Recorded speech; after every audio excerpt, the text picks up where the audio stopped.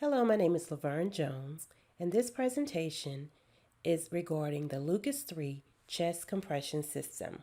Now let's get started. The Lucas 3 is a portable tool designed to assist with chest compressions.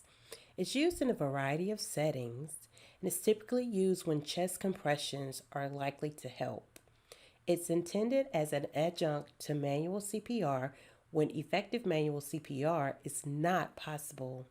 That would occur in situations such as patients being transported, extended CPR, or when you have insufficient EMS personnel.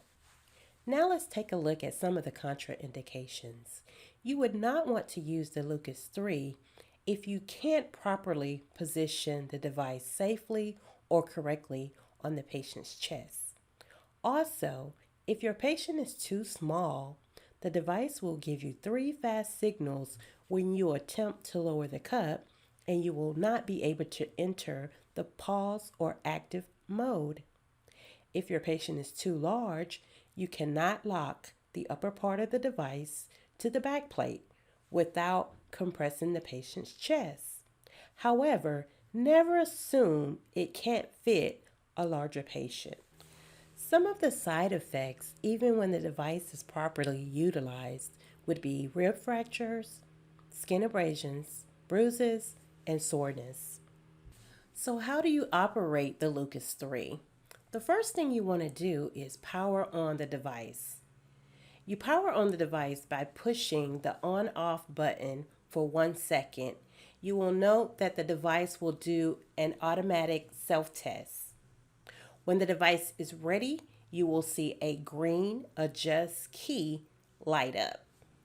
The next thing that you want to do is place the back plate. This will require that you manually pause CPR, but only do it briefly. When you place the back plate, the upper part of the back plate will be immediately below the patient's armpit. When you are turning the patient, you also want to make sure that you support the patient's head. The third thing that you want to do is attach the upper part to the back plate. You do this initially by holding the handles of the support legs to remove it from the case. You want to pull the release rings once to open the claw locks and let go to release the rings. You attach the support leg closest to you to the back plate, and then you attach the other support leg to the other side of the back plate. Make sure that you listen for the click sound. Once you hear the click sound, make sure that you pull up once to assure that the upper part is attached to the back plate. Once you have attached the upper part to the back plate, you want to push down the suction cup. The compression point is the same spot as the manual CPR location. Your lower edge is immediately above the end of the sternum, and you can use a finger to locate the end of the sternum.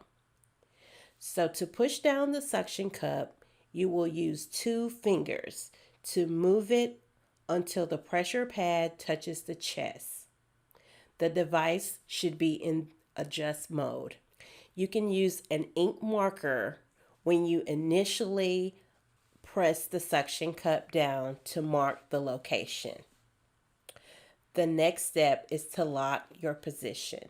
So you would press pause to lock this start position. At this point, you would either push active continuous or active 30 to 2. The difference is between the two is that active 30 to 2 is you're given 30 compressions to 2 breaths, and active continuous is you're just doing continuous CPR with the Lucas 3 device. You can also, in the next step, apply stabilization straps if you are going to transport the patient.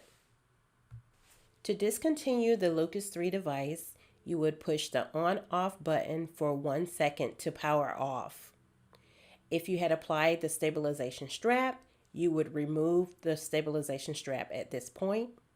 You would pull the release rings to remove the upper part from the back plate. If the patient condition allows, at this point, you could remove the back plate. Defibrillation can be performed while using the Lucas 3. Shocks can also be delivered, but once you shock the patient, make sure you verify the position of the suction cup. Also, you can pause the Lucas device to do your rhythm checks. When you apply your defibrillator pads, you want to make sure that you don't place the pads or the wires under the suction cups. And if the pads are already on the patient, you may reconsider reapplying them. So let's take a more in-depth look at ventilation. On this slide, we have non-secured airway versus a secured airway. The non-secured airway is your bag valve mask. On the Lucas 3, you would pause the device during ventilation. And you would do that by pressing active 30 to 2. And what happens is the device pauses for 3 seconds, which allows you to give air to the patient. You would see the LED light up, and also you would hear an audio signal before the pause. With the secured airway, in other words, your patient has an endotracheal tube, the Lucas device does not pause during ventilation. In order to achieve this, you would press active continuous, and you would see a green LED light that blinks 8 times per minute. As with any device, there are things you need to be mindful of. With the Lucas 3 device, you want to make sure that you do not put your hands on or below the suction cup when it's in operation. Also, keep your fingers away from the claw locks when attaching the upper part or lifting the patient. Never lift the patient by the straps. Always keep your battery installed. Use only approved accessories. If the Lucas device malfunctions, you would see a red alarm LED light and you will hear an alarm sound. Make sure when you're applying your suction cup that you remove gel from the patient's chest, and also never leave the patient or the device unattended when it's operating, and do not block the vent holes. Finally, after you've used the Lucas 3 device, you want to make sure to clean all surfaces and straps with a soft cloth and warm water with a mild cleaning agent or a disinfectant agent, such as 70% isopropyl alcohol or 45% isopropyl alcohol with added detergent. You can also use 10% bleach or quaternary ammonium compound or peroxide solution. However, do not immerse the device in liquid. Allow it to dry before placing it back into the carrying case, and always discard the used suction cup. This completes the Lucas 3 chest compression PowerPoint.